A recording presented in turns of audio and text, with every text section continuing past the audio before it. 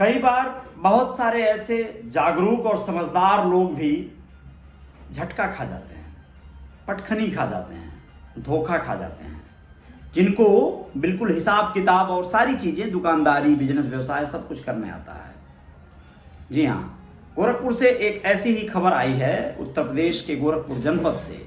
वहाँ पर एक व्यवसायी, स्वर्ण व्यवसायी एक तरह से कहा जाएगा, युवा जो है, कम उम्र का, बैंक में रुपए जमा कराने जाता है और उसे दो लोग मिलकर किस तरह से उसके रुपए में से 32,000 रुपये गायब कर लेते हैं। क्या है पूरा मामला, आते हैं और ये भी बताएंगे कि गोरखपुर कहीं ना कहीं इन्वेस्टमेंट का हब बनता जा रहा है।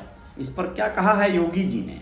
नमस्कार, मैं अजय साहनी स्टार हूँ, रियल रिपोर्टर न्यूज पेज पर आपका स्वागत, अभिनंदन करता हूँ और रियल रिपोर्टर न्यूज स्टार वाले यूट्यूब चैनल पर भी बहुत बहुत अभिनंदन करता हूँ।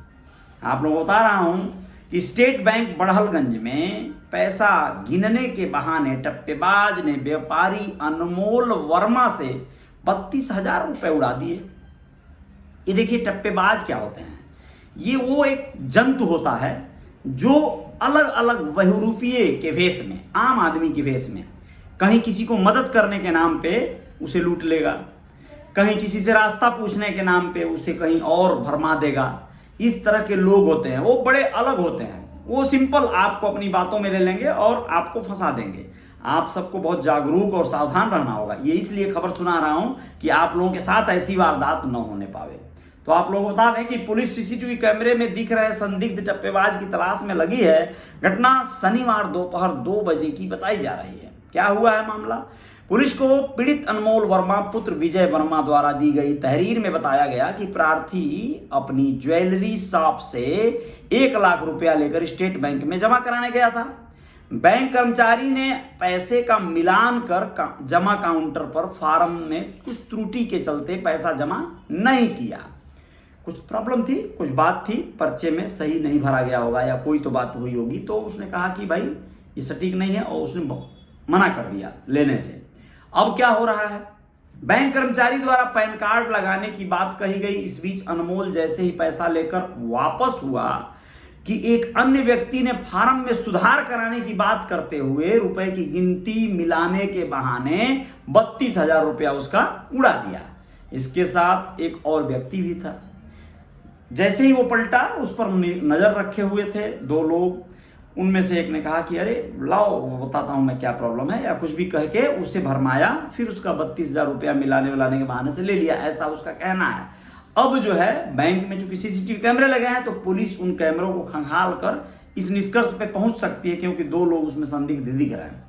इस बाबत कोतवाल मधुपनाथ मिश्र ने कहा है कि बैंक के सीसीटीवी में संदिग्ध दिख रहे व्यक्तियों की तलाश में पुलिस लगी हुई है। उधर बैंक के अंदर व्यापारी से हुई टप्पेबाजी की इस घटना से सर्राफा व्यापार मंडल ने आक्रोश व्यक्त करते हुए कहा, घटना का पर्दाफाश कर रुपए बरामद करना ही होगा। इस तरह की बातें कही गई हैं।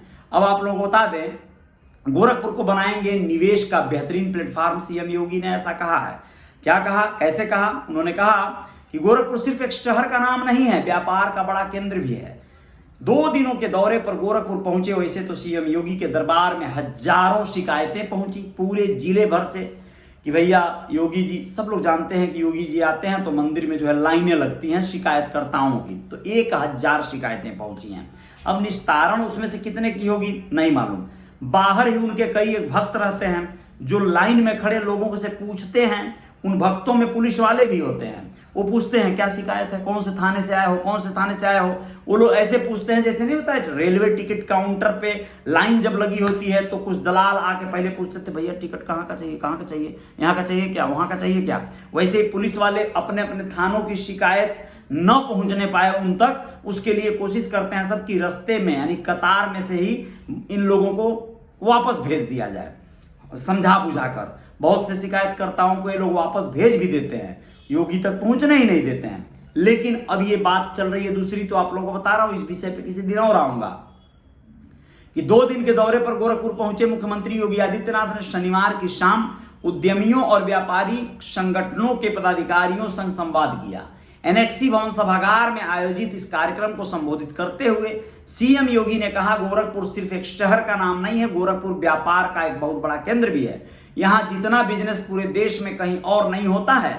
स्वास्थ्य, शिक्षा और व्यापार आदि के लिए करीब 7 करोड़ लोग गोरखपुर पर निर्भर हैं। इतनी तो कई देशों की आबादी भी नहीं है। बदलते गोरखपुर की नई तस्वीर में सबको अपना योगदान देना है। सरकार की मंशा गोरखपुर को निवेश का बेहतरीन गंतव्य बनाने की है। यहाँ के उद्यमी और व्यापारी निवेश करेंगे तो बाहर के निवेशक भी यहाँ आने के लिए प्रेरित होंगे। आमदनी बढ़ाने के लिए निवेश बढ़ाना होगा, ऐसा योगी जी ने कहा उद्यमियों से, व्यापारियों से। आगे उन्होंने कहा कि व्यापारियों के सुझावों को इत्मीनान से सुनने के बाद वह अपने राय दिए कि गोरखपुर और हम सबकी पहचान एक दूसरे से जुड़ी हुई है। आप सबने 5.5 साल में बदलते गोरखपुर को देखा है। एनसीआर को छोड़ दें तो जितना निवेश गोरखपुर में हुआ है वह कहीं और नहीं दिखता। 8,600 करोड़ रुपए से बना खाद कारखाना, 1100 करोड़ से यानी 1,100 करोड़ से बना एम्स, बीआरडी मेडिकल कॉलेज में super speciality block, regional medical research centre के साथ ही गोरखपुर में 4 विश्वविद्यालय हैं। गोरखपुर वह शहर है जहां एक ही क्षेत्र में एम्स और मेडिकल कॉलेज की सुविधा है। यह चिकित्सा सुविधाओं का हब बन गया है। विकास के तमाम बड़े बड़े कार्य हुए हैं। सड़क, बिजली जैसी बुनियादी सुविधाओं को सुदृढ़ करने के साथ ही रामगढ़ ताल का सुंदरीकरण, चिड़ियाघर का निर्माण जैसे कार्य विकास की कहानी बताते हैं। रोड कनेक्टिविटी के साथ ही यहाँ शानदार एयर कनेक्टिविटी भी है। गोरखपुर से प्रमुख शहरों के लिए 14 फ्लाइट फुल होकर चलती हैं। सुदृढ़ कानून व्यवस्था के संग विकास की प्रक्रिया के साथ व्यापार भी तीव्र गति से आगे बढ़े हैं। सीएम योगी ने कहा है कि इन्हीं मुद्दों को लेकर पहले हम सड़कों पर आंदोलन करते थे। मुख्यमंत्री योगी आदित्यनाथ ने कहा कि शानदार एवं सुदृढ़ इंफ्रास्ट्रक्चर विकास की पहली शर्त है। इसके साथ ही सुरक्षा व पर्याप्त बिजली की उपलब्धता भी इसके महत्वपूर्ण अंग हैं। यह सारी सुविधाएं शासन की तरफ से दी जा रही हैं। इन सुविधाओं का बेहतर उपयोग कैसे करें, इसके लिए हमें खुले दिलो दिमाग से कार्य करना होगा। मुख्यमंत्री योगी आदित्यनाथ ने फरवरी 2023 में लखनऊ में आयोजित होने वाले ग्लोबल इन्वेस्टर समिट के लिए गोरखपुर के उद्यमियों और व्यापारियों को आमंत्रित करने के साथ ही अधिकारियों को निर्देशित किया कि निवेश की संभावनाओं को देखते हुए वह लैंड बैंक मजबूत रखें। इन्होंने कहा कि साउथ कोरिया और जापान जैसे देशों के जो निवेशक पहले डर के कारण यूपी में आना नहीं चाहते थे, वे आज यहां बड़े पैमाने पर निवेश कर रहे हैं। मुख्यमंत्री ने कहा कि हमें अपने प्रोडक्ट की पैकेजिंग को शानदार बनाना होगा, अन्यथा कमजोर पैकेजिंग से हमारे उत्कृष्ट उत्पाद भी बाजार में पिछड़ जाएंगे। पहला इंप्रेशन पैकेजिंग का ही पड़ता है और पहला इंप्रेशन ही दिलो दिमाग में रहता है। उन्होंने बताया कि पैकेजिंग की महत्ता को देखते हुए उन्होंने एमएसएमई विभाग को पैकेजिंग इंस्टीट्यूट खोलने की तैयारी करने का निर्देश दिया हुआ है। सीएम योगी ने कहा कि उत्तर प्रदेश की कई योजनाएं पूरे देश में नायाब हैं। यहाँ की ओडीओपी योजना को केंद्र सरकार ने अन्य राज्यों को भी लागू करने को कहा है। यूपी से निर्यात में 1.56 लाख करोड़ रुपए का योगदान ओडीओपी का रहा है। इसी तरह यूपी की मिशन शक्ति और अभ्युदय कोचिंग योजना भी देश में नजीर बनी है।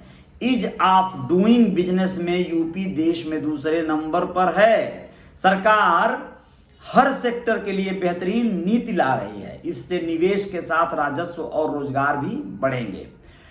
3 ओवरब्रिज को मंजूरी दिए, इस तरह की अपनी उपलब्धता भी बताए। संवाद के दौरान मुख्यमंत्री योगी आदित्यनाथ ने बड़ी खुशखबरी भी दी। उन्होंने कहा है कि वह लखनऊ से गोड़धोइया नाला, देवरिया बाईपास 4 लेन और टीपी नगर पैडलेगंज ओवरब्रिज को मंजूरी देकर यहां आए हैं। इससे जल निकासी और सुगम आवागमन की बड़ी सुविधा मिलेगी। सीएम योगी ने उद्यमियों व व्यापारियों से स्मार्ट सिटी मिशन से जुड़ने और लोगों को स्वच्छता के प्रति प्रेरित करने की अपील की। मुख्यमंत्री योगी आदित्यनाथ ने उद्यमियों व व्यापारियों के सहयोग से ऑपरेशन त्रिनेत्र के तहत चौराहों पर लगवाए जा रहे सीसीटीवी कैमरों की सराहना करते हुए कहा कि इससे अब कोई भी अपराध बच नहीं पाएगा। उन्होंने कहा कि इस प्रयोग से गोरखपुर पूरे देश में कम खर्च में सेफ सिटी का शानदार मॉडल तैयार कर रहा है। इस दौरान मुख्यमंत्री ने महिला उद्यमी को खुद प्रेरित कर उनसे सुझाव मांगा। पैकेजिंग उद्योग से जुड़ी संगीता पांडे ने बताया कि 1500 रुपए से शुरू उनका कारोबार आज करोड़ों में है। उन्होंने सीएम से घरेलू महिलाओं को उनके खाली समय में रोजगार उपलब्ध कराने के लिए प्रयास करने का अनुरोध किया। मुख्यमंत्री ने संगीता पांडे की सराहना की और उनके सुझाव के अनुसार महिलाओं को प्रशिक्षण दिलाने की बात कही। तो ये तो थी गोरखपुर के उपलब्धियों और वहां पर निवेशकों की जो बढ़ती हुई संख्या है, या जो उनका आने वाले वक्त में जो कहीं ना कहीं गोरखपुर में योगदान रहेगा या उनका इनकम का हब बनेगा, जो भी है बहुत अच्छी बात है। आप लोग इस खबरों पे, इस तरह की खबरों पे ध्यान रखिएगा। जय जयकार तो होती रहेगी। बहुत बहुत शुक्रिया, और कुछ खबरों के साथ कल मिलते हैं। जय हिंद, जय भारत, बहुत बहुत शुक्रिया।